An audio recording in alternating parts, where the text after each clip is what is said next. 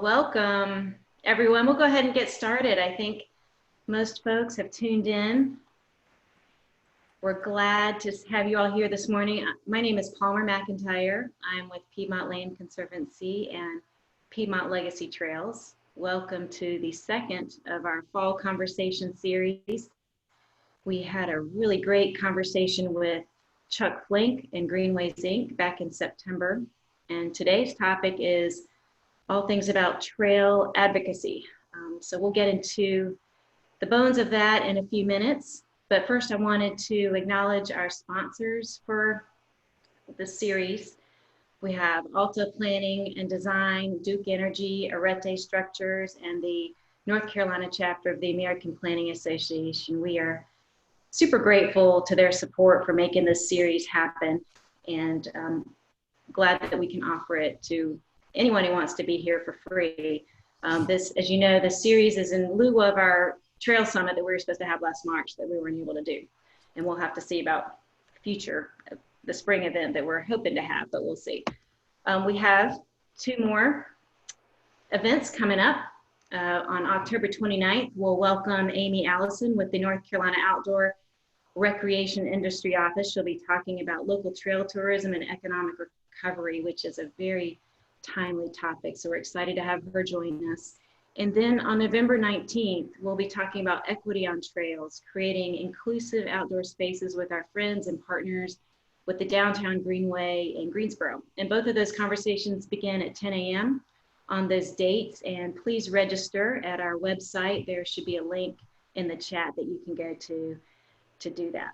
So put those dates on your calendar. Few logistical things before we get started. Everyone will be muted for the entirety of the presentation. The presentation should last about 40 minutes. If you have a question for us, please put it in the chat and we will monitor those. We'll stop for a couple times during the presentation to respond to questions. We're also recording the presentation and we'll be able to share that link out in a week or so and we'll put it on our website. And then for those of you that are doing the planning credits, there's a reference number here and in the chat and on our website, and you can follow up with that. And then we hope not to have any bandwidth issues, but if we do, you can try cutting off your video as we get started. I'd like to introduce our Piedmont Legacy Trails team. We have Jesse Day with PTRC. Give a wave, Jesse. Good morning. He'll be presenting as well along with me today. And then Brianna Hefferman is our Piedmont Legacy Trails coordinator. She's a month into the job after having served as an AmeriCorps service member last year. So she's doing a great job. Give a wave, Brianna. Hey, everyone. Great. All right, well, thanks. We'll get started and talk about advocacy. Here's our outline, our agenda for the day, talking about why we're having this conversation in the first place and what our current state of funding is, what our goals are and how we think we need to get there, and then take a look at what really is happening currently at the state and federal level regarding advocacy, and then drilling down a little more closely, looking at the local level, and then talking about what we can do next. So first, I just want to take a look at this word advocacy. It's a word that can make people feel uncomfortable, particularly people who work in nonprofits and government employees, because it's something we're told that we shouldn't do. But I wanted to point out a definition of this word. It's public support for or recommendation of a particular cause or policy. I mean, this word isn't something we should be afraid of because it provides an opportunity to tell the world why trails are so important to all our communities. It's how we make the case for trails, and really simply put, it's what we must do to get the support needed to make trail projects happen. Okay, so why? Well, we all know why. We all know why trails are really important, but not everyone makes these connections and not everyone sees all these benefits as a package. And so it's a message that we really need to continue to shout from the mountaintops, you know, about the economic opportunities trails create, about the health benefits, about the environmental benefits in terms of air quality, water quality, and about the increased transportation and mobility options that trails provide for communities. And the bottom line being that investments in trails more than pay off for themselves. So it's a packaged message that we really need to communicate clearly and often. And why now? I don't need to spend a lot of time on this. All of y'all have seen the evidence, you've seen the data, but it's worth sharing because it's part of the story. I mean, COVID has fundamentally changed the way people interact with trails in a simply stunning way. Out of necessity, because there's not been anything else that people can do, but people have connected with trails in vital ways that have de-stressed them, have provided an opportunity for exercise. And what we really hope is that people have kindled a new and deeper relationship with trails in their communities that will sustain even after we pass through this time of a pandemic. So just some of these statistics are here on this slide from across the country. You can see these big numbers. But also just locally in Guilford County, the AMY Greenway is a popular greenway that passes through a county park called Burr Mill Park. And the numbers are significant. I mean, they may have tapered off a little bit in the hottest months of July and August, but they're probably going back up again now. But they're just increases of 200% for many of the weeks, especially early in the pandemic. So we have these poll questions. We'll pause throughout the presentation for some questions, and there's a link in the chat to go to this website, or you can type it in. You just need to put in your first name. But we do want you to respond to this first question. Now that COVID has been going on for 6+ months, what increase in trail use do you see in your community? And Jesse is going to share those results by going to the poll.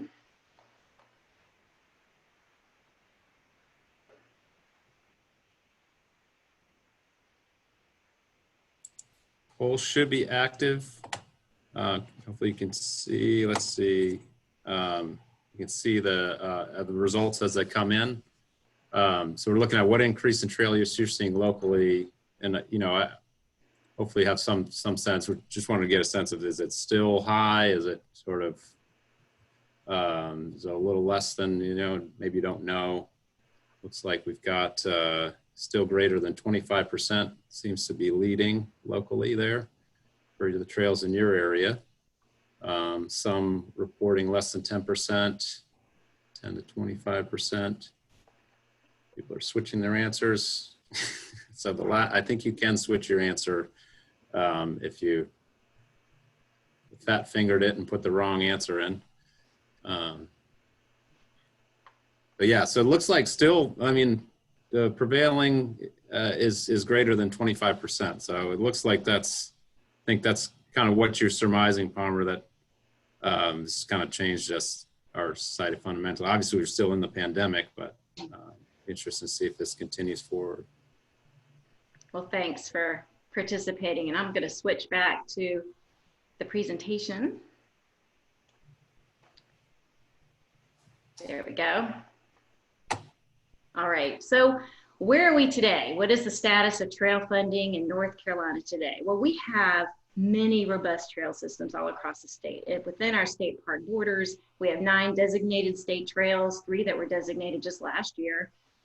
We have regional systems like the Carolina Thread Trail, which connects 15 different counties in the Charlotte metro area. We have the East Coast Greenway going through the Triangle area and some other parts of eastern North Carolina. And of course, a number of really wonderful and popular urban greenway networks. But there is no dedicated state funding for trails. All these projects have been funded with federal pass-through money currently. We do have some sources. The NCDOT gets federal pass-through money for multi-use paths. The Recreational Trails Program has some funds. They get $1.5 million each year with maximum grants of $250,000. There's some funding through Parks and Recreation Trust Fund. The Land and Water Conservation Fund has funded some trail projects. So there are a few other sources, but it's all federal pass-through. And I do want to just pull out the note that the match process for these sources can be particularly burdensome on rural communities. So we've seen where there are some great trail opportunities in rural communities that just can't afford to pay the match required. So we'd like to take a look at that and how to make that a little bit more equitable. So we want to break it all down. We're going to take a look at state and federal and local levels. So first we're going to start with the state. And just going to a goal, like what do we want? It's pretty straightforward. We really want dedicated state funding for trails in North Carolina. We want the General Assembly to recognize and acknowledge with recurring investment the vital role that trails play in the quality of life, transportation and mobility, and the health and well-being of all our citizens and our communities. And there are some strong examples we can look at for how a state trails program could work. In Florida, there's a state office of greenways and trails. They've combined these systems into one office, whereas we have DOT that handles the multi-use trails, and then the state parks, the recreational trails program does natural surface trails, but they've combined it all into one office. They have a state plan for trails and greenways that includes paddle trails. And since 2015, their legislature appropriates $25 million annually to implement the projects in their plan. And then in New York, you have the McIntyre State Trail, which the governor announced in 2017, a 750-mile continuous trail that connects New York City to Canada from the north and south, and then Buffalo to Albany on an east and west spine. And there were 400 miles of this trail already in segments already on the ground, so they had 350 miles to complete. The state appropriated $200 million, and they're going to finish that project, they say, this year. So what a stunning and ambitious project, getting it done, but it took the investment and it took the leadership of the state to make that happen. So how do we get what we want here in North Carolina? And we really believe that the way to do this is to build a statewide coalition for trails. And there have been a number of groups that have been loosely working together, starting about a year ago, having conversations. And this was all pre-COVID, when there was supposed to be a budget surplus last year for our state. But we've adapted, but we're still building the message, and that we're just beginning that work. But we need to continue that work so we can secure this dedicated recurring state funding for trails. And these numbers are placeholders. We've been talking about $2 million a year for natural surface trails and $10 million a year for shared use paths. It's direct state funding that could help leverage that federal funding that still should be coming through. So some specific strategies that we want to use to build this coalition is really taking a broad-based look, getting a lot of organizations, different trail user groups, our local government partners, and everyone who's engaged in trails, inviting them in to be a part and have a voice in this coalition. We'd love to see resolutions of support from all 100 boards of county commissioners in support of trails. And then one specific thing we want to focus on is designating 2023 as Year of the Trail. And the benefit in that is to draw a lot of attention to trails all across our state. And we're going to come back to that at the end of this presentation, just to draw some ideas and thoughts from you all on that. But really the way we do all this is through communication and education. That's the advocacy piece, going back to that word. And it's an educational campaign with a focus on benefits. We're collecting data on executable projects so we can show elected officials where we have these projects that are ready to go with an infusion of capital. They can be done and provide lasting benefits for our communities. And one specific thing we want to do too is establish a legislative trails caucus so that this work can be sustained within the General Assembly. So all this is going to take a lot of work. It's going to take a lot of time. It involves a lot of people. But I did say that we've been doing some work. There's a loose group that's been working on some things, having conversations. And specifically, there were some letters that went to the governor, to the leaders of the Senate and the House, asking for non-recurring and recurring funding for trails and detailing how trails are so important and vital infrastructure for our communities. And we did get 24 organizations to sign on to these letters. This was back in May. We're going to resend these letters in the near future because, again, we want to keep honing that message and keep focusing in on it. But we also want to include this list or expand this list of signers on. So we'll provide an opportunity for you to do that later in this presentation. We'd like to see a lot more groups on this list. So just going back to some other things going on in the state, there was some CARES Act funding that came down from the federal government, and in particular, addressing trails and state parks is $2.1 million, but this was limited to projects on state park property. Some of it's going into trail building, but some of it's going into other COVID-related park enhancements. We're hoping that could maybe have been used more broadly, but it couldn't. But a really important initiative that's going on is DOT's Great Trail State Plan. And I hope that all of y'all have participated or at least heard about it, participate through the survey or participate through some of the many workshops that they've been hosting. But the goal is to develop a network of shared use paths that connect all 100 counties in North Carolina. So it's a really great opportunity to start with that state plan, like I was showing Florida has one. And we'll have a 5-year implementation plan that will go along with it.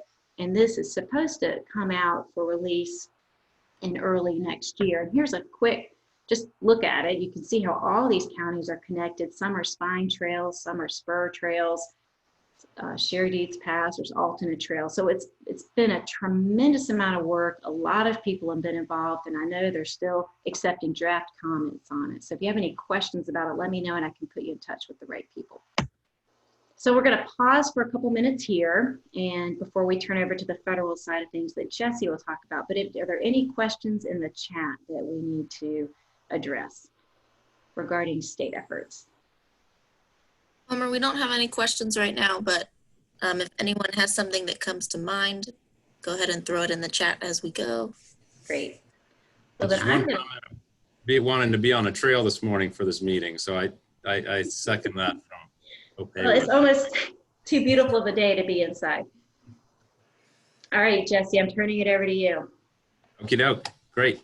Well, thanks, Palmer, for that update on what's going on around the state. I think it's so important that we work in concert on a few different levels. So I'm going to talk a bit about some legislation that's passed and some pending legislation at the federal level, and maybe some priorities or vision on the federal level. So I know 2020 has been a rough year, but this one here on the Great American Outdoors Act is a significant win for the Land and Water Conservation Fund. I think it's, in all the bad news around COVID and the pandemic and the fact that transportation reauthorization was not renewed this year, this was a really positive bipartisan effort at the federal level to permanently fund the Land and Water Conservation Fund. So for 2 years, from 2018 until this year, there was no preserved funding for the Land and Water Conservation Fund, which was set up in the late 60s to really look at preserving land, water quality, supported national parks, as well as state parks, state trails, and local trails, to be honest. I mean, our Part F Parks and Recreation Trust Fund model really was based off of the early Land and Water Conservation funding efforts. So it's a different program, different funding source, but all that being said is that this has been a long stalwart for outdoor recreation and trails. And so that was a significant win that happened over the summer there, and it includes that $900 million per year for Land and Water Conservation Fund. You know, there was kind of a yearly bill passed in 2019, but this basically preserves that funding in perpetuity until any changes are made by Congress. So that's not something, you know, Congress can say, well, let's take $300 million of this $900 million and put it towards something else. So that's a significant win. Really helps with some of the maintenance and backlog at national parks. You know, North Carolina, of course, is not rich with national parks. You know, more so may help some of the western states and states with larger national parks presence, but there is some stateside funding of that $9 billion. You know, you've got $2.5 billion that can go to other things out of the what's earmarked for the national park units. So I think that's something of importance and a win this year. And I wonder if, you know, some of the outdoor recreation increases kind of influence them pushing this through over the summer in a bipartisan fashion. So take a look at that. I think we'll start to see some benefits probably next year on the state side when that federal money starts coming down through the LWCF and through state parks in North Carolina. who will look at distributing that to their system as well as to local governments. Go to the next slide. Just thinking internationally too, in terms of wanted to share some examples from other countries in terms of what they're doing. Obviously, we've got different funding sources for trails and transportation in Europe, but just I wanted to highlight a few things, and you can read more about this on our Piedmont Legacy Trails Facebook page. There's a post about these two efforts with some more detail. So do take a look at that, share the information, but just astounding numbers here for the United Kingdom, putting forward £2 billion for walking and cycling infrastructure. So that's $2.6 billion. So I mean, that's pretty significant for a country much smaller than the United States, with dedicated funding for bicycling and walking infrastructure. And then Paris is also doing some accelerating of their connections within the city out to their suburb areas. So you can see, there's some models there in Europe that we may want to look to as we think about transportation reauthorization going forward. And I'll talk about that in a second, what we're doing here in the United States. Next slide, please. So, okay, a lot to unpack on this slide. It's confusing, but I'll just acknowledge that. But basically where we're at is, on the federal level, as many of you know, we typically do a 5-year authorization of transportation. And so that doesn't include the appropriation side. So it's just an authorization of sort of funding formulas across different modes of transportation, maintenance, interstate, new capacity, that sort of thing. So we're currently in the FAST Act authorization. Now, that's authorization has been extended a year to next fall. And we have a budget appropriation to mid-December. So we're going to have these discussions again about appropriation, but probably will operate under this FAST Act at least until next fall. Now, I wanted to point out that there's been a flurry of activity in the House side in terms of in terms of infrastructure spending. And so over the summer, a couple of key points that you can see that passed in July: the Invest in America Act at about $500 billion over the 5-year period was passed, and then incorporated into a larger infrastructure bill that included broadband and energy. That was passed in July. However, it was too broad to really get any traction in the Senate, but the highlights of that, and I don't want to spend too much time on those details because we're going to have a new Congress that's going to reconsider this, but just, some of the things that were talked about were more focused on the highway side around addressing deficient bridges, increasing funding in transit, and rail investments, and then passenger vehicle stuff. So the summary I looked at didn't really talk much about trail funding and bicycle pedestrian funding that I could see, but looks a little bit about tagging some funding towards safety and sort of the fatalities there for bicycle pedestrian deaths, to really address the states that are having a high percentage of bicycle pedestrian crashes on highways to dedicate funding to address those problem areas. Again, passed the House, never got any traction in the Senate. So we're going to be looking at a whole new discussion next year. And then the other bills that I list that are in committee in the current Congress down below are some policy opening kind of committee bills, basically, that may be incorporated up into a larger transportation bill next year if it gets traction. But looking at expanding out alternative transportation alternatives funding. So that first one, House Bill 5696, was $500 billion across the country, specifically for bicycle pedestrian projects, and setting up a competitive grant program. So really infusing some of that specific, capital that mimics some of the stuff we're looking at there from the United Kingdom. But again, that's just in committee. And then they've got some other bills here looking at active transportation on public lands, looking at recreational trails program. RTP is recreational trails program. That funds a lot of our natural surface type trails, looking at fully funding that, as well as enhancing transportation alternatives. So in all likelihood, a lot of this language may come out in the next Congress, and it may not when they look at that reauthorization next fall. So we're gonna sort of punted a year out, kept at the current funding levels of the FAST Act into the fall of 2021. And, you know, we'll be having this discussion again in about a year on terms of what are these major policy and programmatic formulas for the different modes of highway infrastructure across transit, rail, highways, and bike and ped. So I think there's some good information in there to take a look at these bills, but again, just not really known at this time what our kind of 5-year formula will be going forward.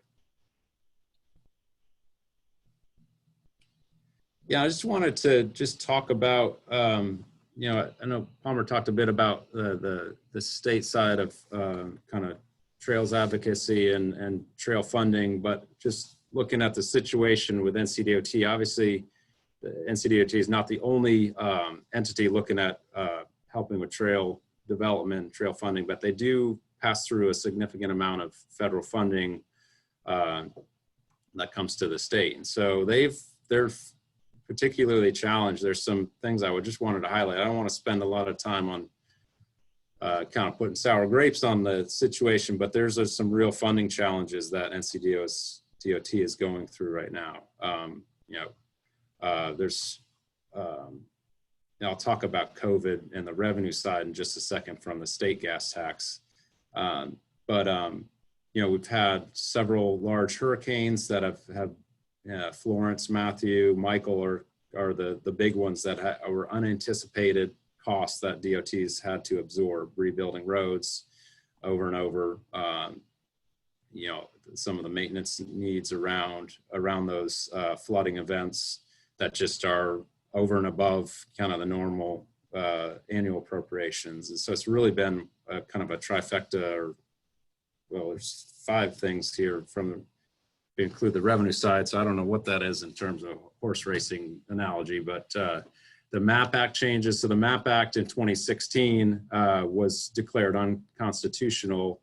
And this relates to right-of-way acquisition for several of the beltways and bypasses. So really up, I think through May of this year, between 2016 and 2020, the MAP Act unconstitutional declaration by the North Carolina Supreme Court cost NCDOT $600 million in basically compensating landowners for lost value of their land for bypasses that were sort of on the register of deeds and local planning departments to keep folks from being able to develop their land. So that's been a huge impact that's really kind of compounded up through this year as some of those larger projects and those court cases, because it's adjudicated on an individual basis. And so that cost is probably continuing to increase above that 600 million.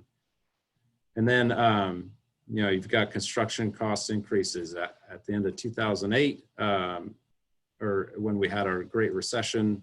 There was a huge shift in terms of building projects as quickly as possible, accelerating projects, right? And so what that's done is put a lot of projects in the pipeline and driven up the cost of construction. So it worked well in the beginning, but as we entered kind of the mid part of the last decade, those costs really started to increase, and that's compounded. So you know, in some cases, I know I forget, it was a small town I talked to in the Triad.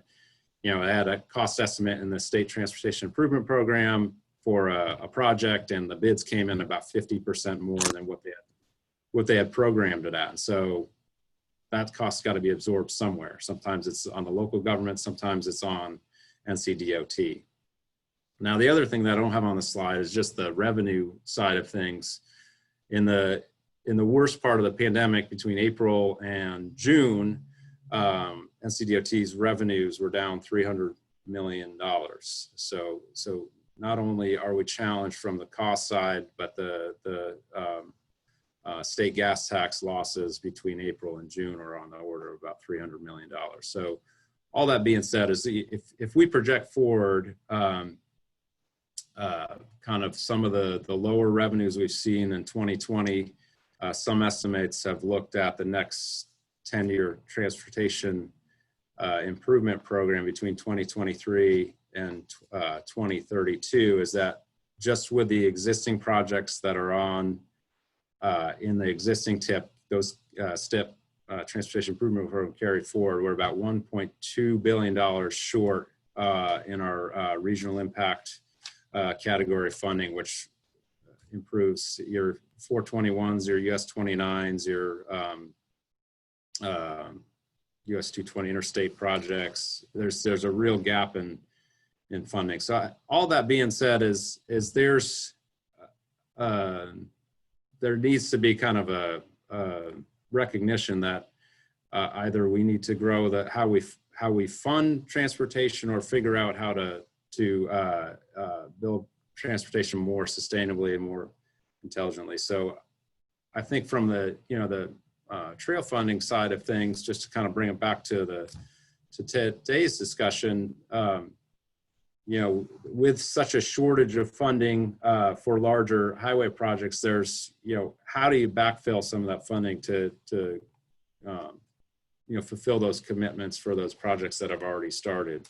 And so I think it's important to make sure that, bicycle, pedestrian, and trail funding is dedicated in policy changes going forward with transportation reauthorization, so that if there's a gap in revenue or a costs are too high, that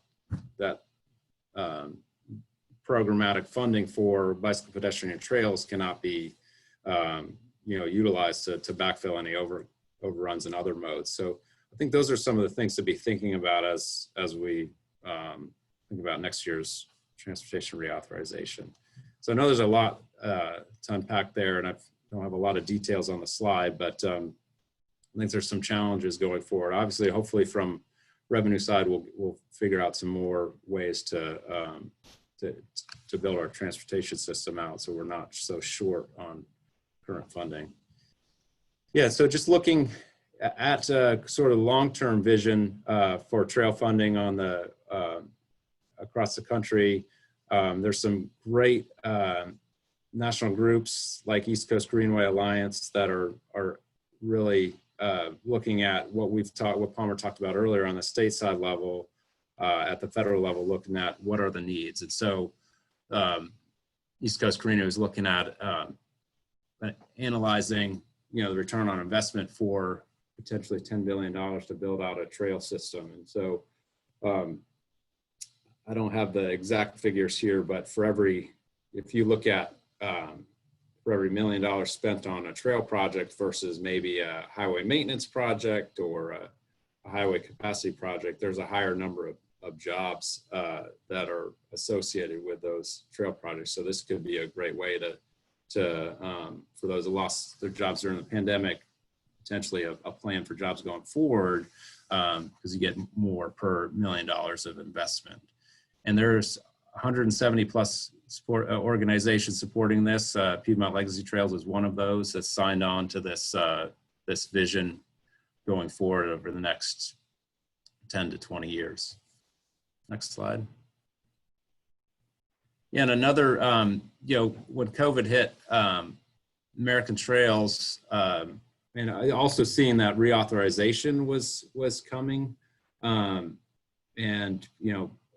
as well as when the CARES Act came out, American Trails identified an opportunity there with looking at shovel-ready trail projects to address that job issue that I just talked about. And so what they did is reached out to local states and regional trail organizations like Piedmont Legacy Trails and asked for what are those shovel-ready trail projects in your community, in your region, in your state, that we could kind of quantify. What they've done is they put all this information together. So they gathered about over 1,000 projects and kind of calculated, you know, where those were. Are they in like county local projects? They're on state lands. Looked at, you can see that on the sheet, hopefully that you can read some of the information there. The value of the projects at 1.83 billion of shovel-ready projects. So these would be projects that could be built in the near term and within 3 years that have a significant amount of right-of-way already acquired, that sort of thing. And so they map that by congressional district and put that information together. So there's fact sheets for every state. You can see in the slide there information on how to access that, and maybe we can put that into the chat box too if you can't find that. Jesse, I already threw it into the chat box. So thank you, if Brianna. anyone wants to check out that page. That's wonderful. And then what we also did, you know, looking when we saw the map that they put together for North Carolina, and we can go to the next slide, Palmer. We realized there's some gaps, so we put another map together. You notice it's a little bit different if you look up the American Trails information and the map that's on the slide currently. We've got some more trail projects, and what we called these was executable trail projects. So it's basically shovel-ready projects, but we thought that term had a little bit of baggage from the Great Recession, so we came up with a different term. But if you want to look at this map, we've got information on each of these points. But I forget how many we have here in terms of you know, value of projects across the state. I might ask Palmer if she's got that at the ready to mention what we've got for projects at the state level and the aggregate of those that impact. Jesse, I don't have that off the top of my head. And I apologize. That this but it map, just shows you the breadth of the, you know, trails that are ready to go. Really, that's the point I wanted to make here, that we can address that job issue and build these trails across the state.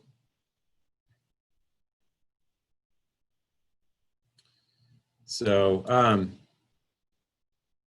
let's see, is there anything, I think that's it for my part of the presentation. On federal side, I wanted to see if there are any questions on the information that I covered.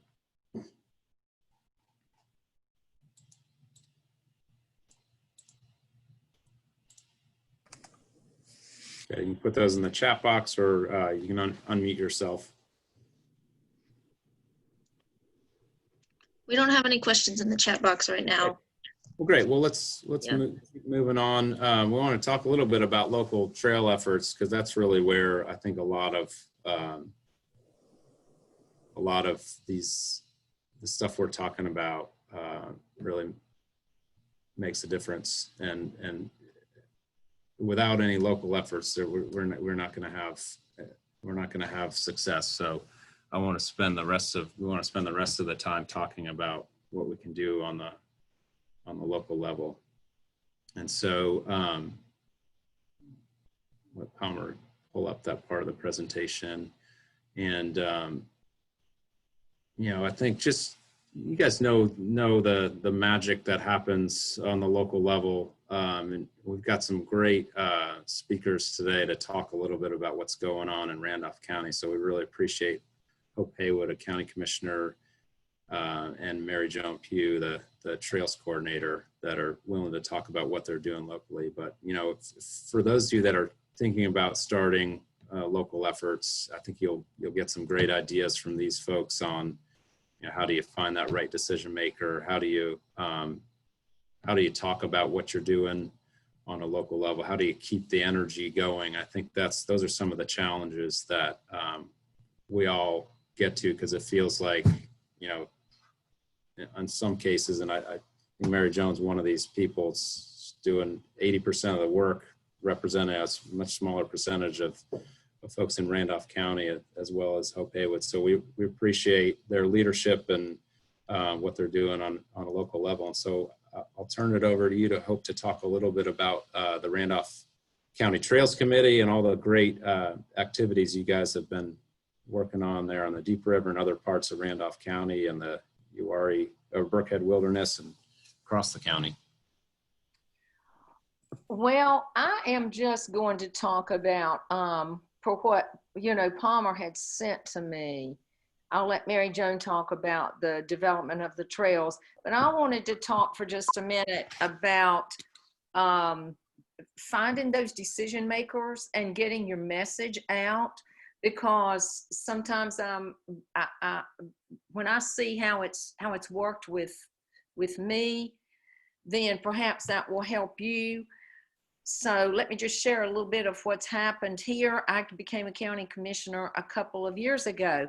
Now, I have been a hiker for years, since my boys were in Scouts, and I worked with them and we hiked. I never ever thought about how trails were developed, what was involved, ever. That never crossed my mind, even though I spent a lot of time on trails. I mean, I helped these kids prepare for Philmont, and we would go out and hike for miles, and I'd plan trips North Carolina, Virginia, and we would do a lot of hiking. But I never ever thought about how trails were developed, how they were maintained, ever. And when I became a commissioner, I had known Mary Joan for years. We had not been close friends, but we knew each other.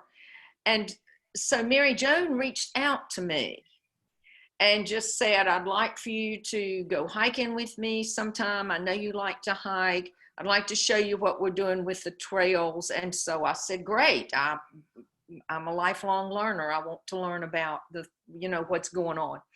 So I took advantage of that. So I just said all that to say, first, develop a relationship with that person. Those people who may be in your municipal governments, those people who are in your county governments. Find some of those people, and if you know them, and make an effort to spend time with them, to develop a relationship, and then show me, don't tell me. Take me out and let me see what's going on. And then when you explain what you're trying to accomplish, it makes more sense because you have that visual to go with it. So Mary Joan, oh my Lord, she would talk and talk and talk. But I understood what was going on with the Deep River State Trail that was being developed, and with the other trails in our national forest here in Randolph County. So I really got a very clear picture of what was going on, the monumental effort and the money that it takes, to do that.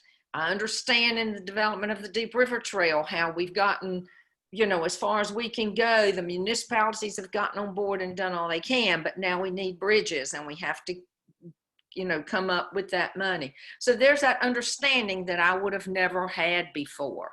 I think you also, there are two of us. David Allen, I think, is on this call. He's another commissioner, and he and his wife have spent time on the Deep River Trail. So, he understands. But I think 3 of the 5 commissioners have probably never been on a trail. Well, maybe in Archdale, that Creekside Park, but the others have never been on one. So get that message out. I think in today's world, I could go on and on about the cost of health care, but when you have wellness programs, when you have something to promote wellness, then that ultimately is a cost saver, because that helps your population be healthier. It shows that you're focused on wellness, the wellness of your population, and that saves money, in the long run. So, that message needs to be hammered home. And then, of course, economic development. What commissioner doesn't understand economic development, and the trails being an economic driver? So when we had a new state senator, and we were installing signs, and he was there, and we were on part of the trail, I said, by the way, there are some condominiums or townhouses that are that are being built. That's what this land is being cleared for, just around the curve here. And the reason the developer wanted to put it in that area is so that people would have access to the trail that could have gone somewhere else. But he wanted the people who would move into that. He saw that as being a draw. He saw that as being a positive. And he wanted the people moving in to have that place to go out their back door and to walk. So people need to see it as an economic driver. And I've tried to help our commissioners see that if we can get the Deep River Trail connected through those different municipalities and make it a longer trail, then it will bring people from outside the county, you know, to walk or to bike, to eat in the restaurants, maybe stay overnight. And so all your commissioners and people in your municipalities can understand that.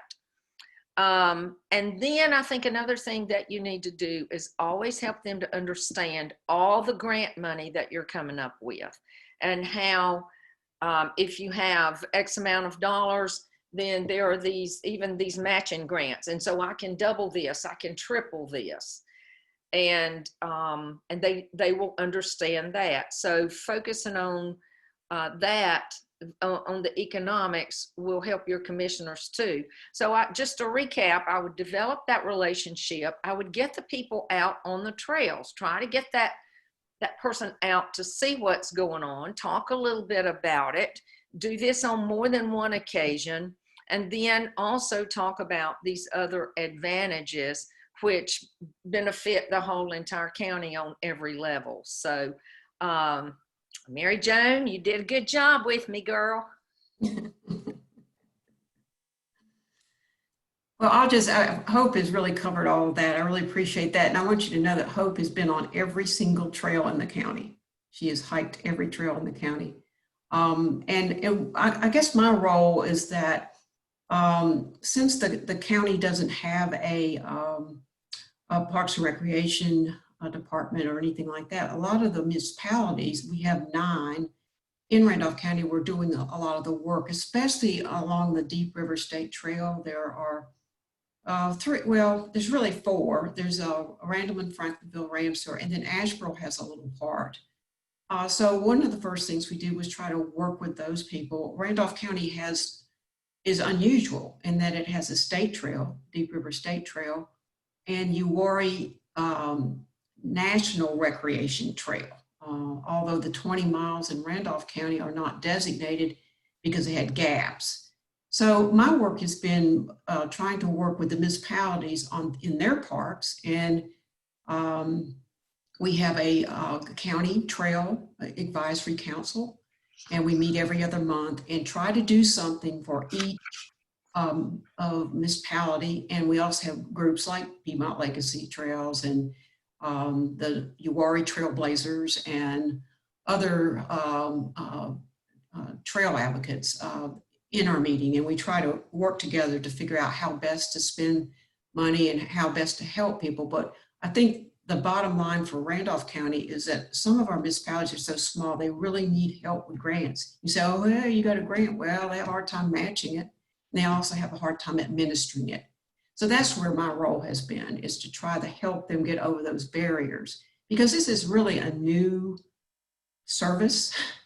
You know, everybody understands garbage and water and sewer and parks, actually, but they don't understand trails and the benefits. And I think this pandemic has shown people how important trails are. And I've heard elected officials say, oh, thank goodness we have these trails.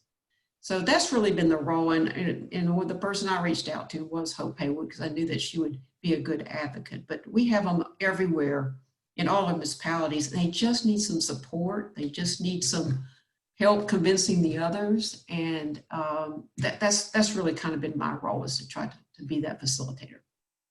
If I could just pop back in with one comment, you know, to show you what it looks like for the commissioner involved, when you have a tight budget and you have all these services, you know, everything that we face, I don't have to tell you what those things look like.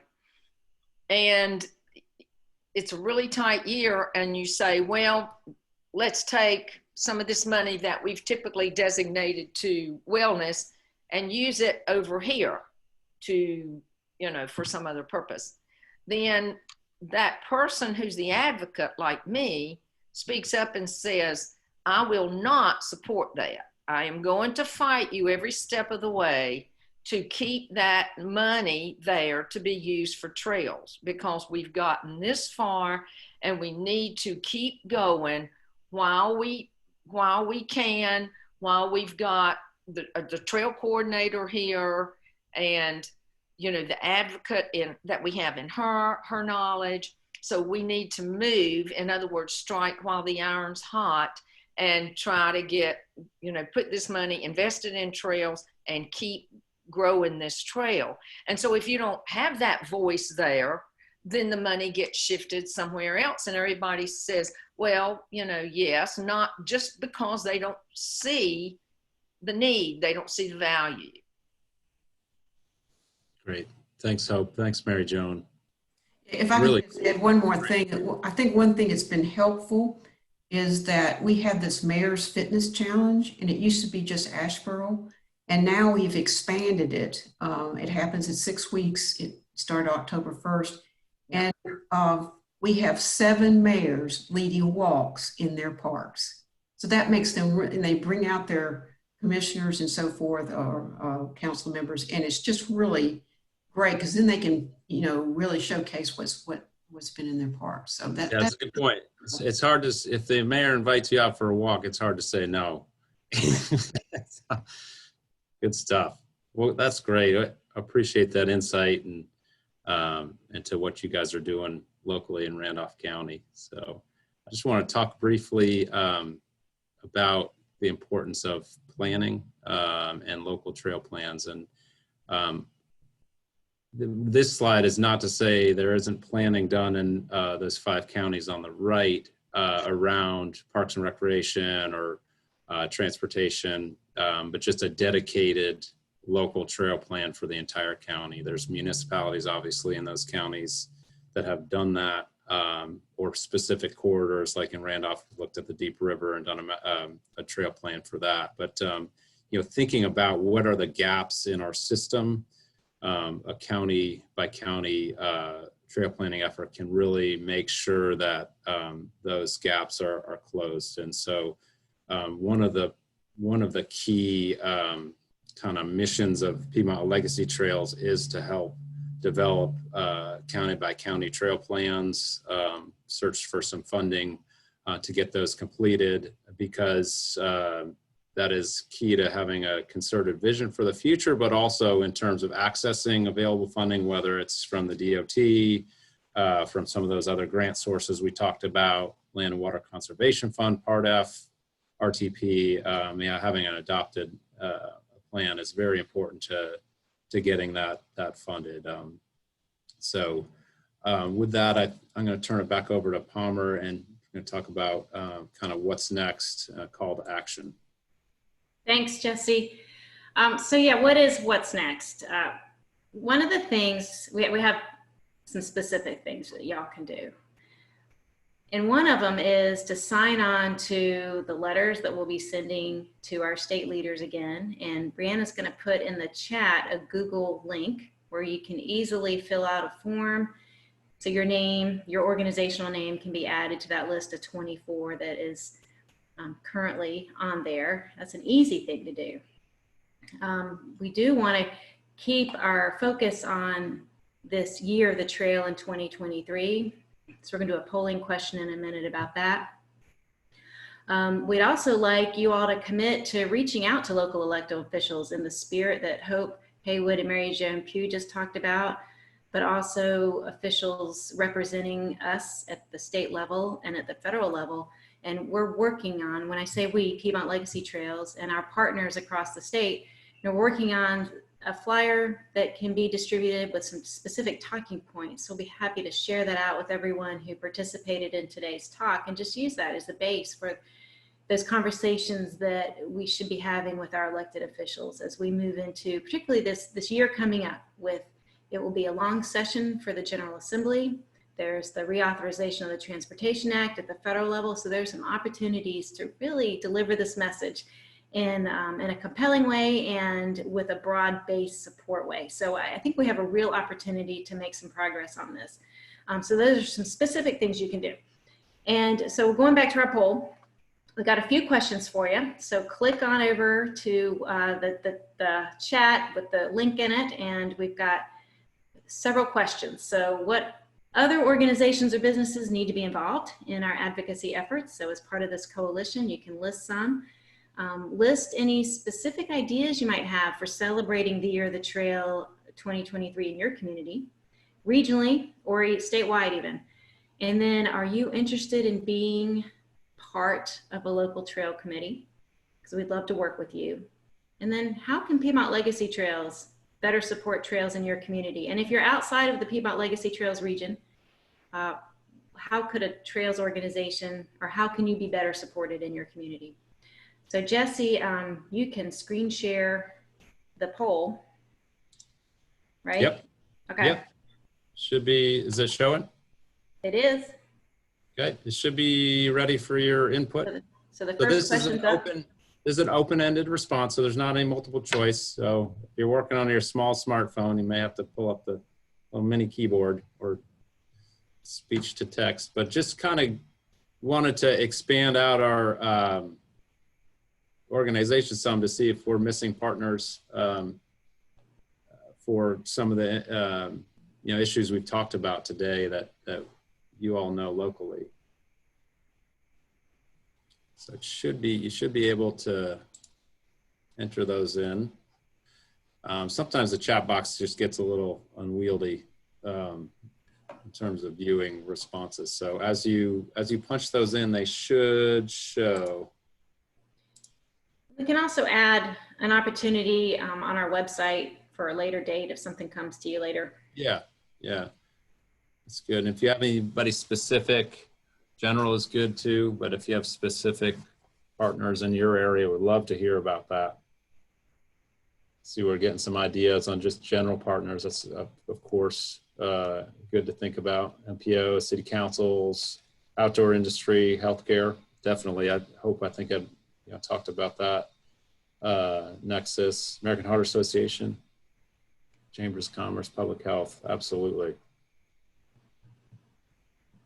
One interesting thing I noticed through COVID is that the Robert Wood Johnson Foundation seemed like during the Great Recession, they were really big into funding trails. And I know this year they put out a large request for proposals to look at how to expand out parks and recreation and trails. And so I think that's important to note that they seem to be moving back into, funding trails and trail efforts. And so, which is a very large foundation on a national level. I think that'll be a help to us doing locally. Southern Off-Road Mountain Bike Association, IMBA, great. We'll just a couple more thoughts and then we'll move on to the next poll question. So last thoughts, plug them in here before I stop it. And then let's see, did anybody put anything in the chat? Okay, good. All right, thanks for that. That's wonderful. We'll collect those responses and do that. Let's move on to the next question. So we've got 2023 mentioned as the year of the trail, as Palmer indicated, that we're gearing up for and try to get the national national conference here for the National Greenway Conference. So are there any ideas on how we might celebrate that year of the trail, whether it's an event or some sort of messaging or branding? We've got the Great Trail State Plan that's being worked on. Some ideas from the network side, but what about sort of that, mayor's challenge or something that really will bring this to the forefront of folks' minds, North Carolinians to Asprana. Community walk on the Greenway event, good. Murals, oh, I like that. Good ideas. That would be fun. That would bring in another whole element of some art. Keep the ideas coming. Okay. Or if, like Palmer said, if you think of something, feel free to email Brianna or ask her in this case. All right, any other quick thoughts? Oh, good, we got some more. E-billboard, like what? Yep, guided hikes, excellent. I know the Mountains of Sea Trail, you know, on their annual conference, they tend to have some, on their birthday, have some guided hikes and events locally. That's great. All right. Poll is blocked. I'm sorry, the poll's blocked. Looks like some folks aren't able to enter in these open-ended responses. I'm not sure what's happened to Mary Joan. Work with scouts is what Hope had said in an individual chat there. Well, great. Those are some great ideas. Let's move on to the next question. Okay, so this is a multiple choice, and just, you know, it's, do you want to form a local trail committee? So this should pop up on your device or on your screen. Already exists, okay. That's good to hear.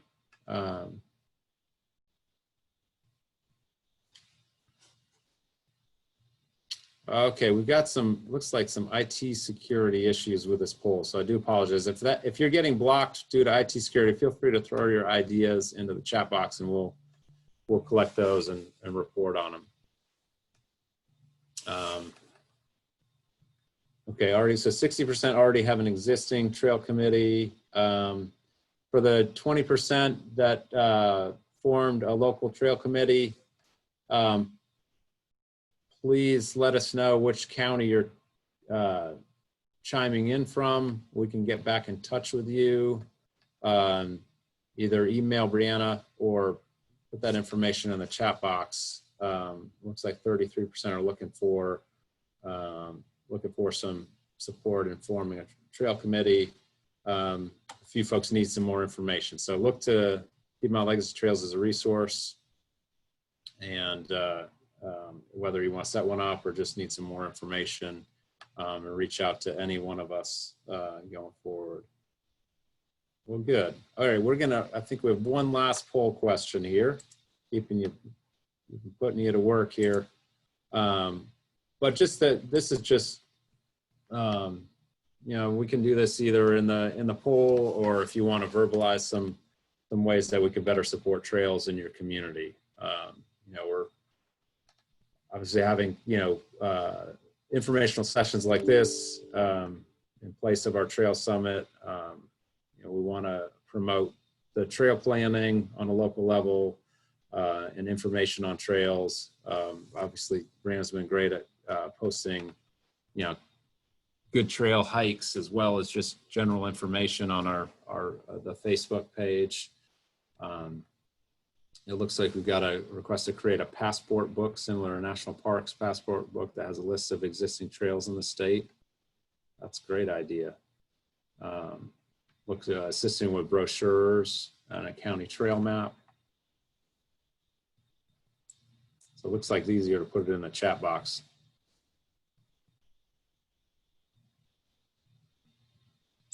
Any other thoughts before we move to wrap up today? Other ideas how we could support you? I know we've run over 11, so I apologize to those that thought we'd be done in 11. Education presentations to Parks and Recreation Commissioners. Okay, good. Good ideas. All right. Well, Palmer, I'll if you want to grab the screen back, or Brianna, I forget who's taking it from here, to talk about the next fall conversation series. And We were just wrapping up. Thanks, Jesse. And thank you everyone for participating today. This has been a great opportunity to talk about all of this as a package. I think that's not something that's often done. And so, as Hope said, we just really need to deliver that message and deliver it well.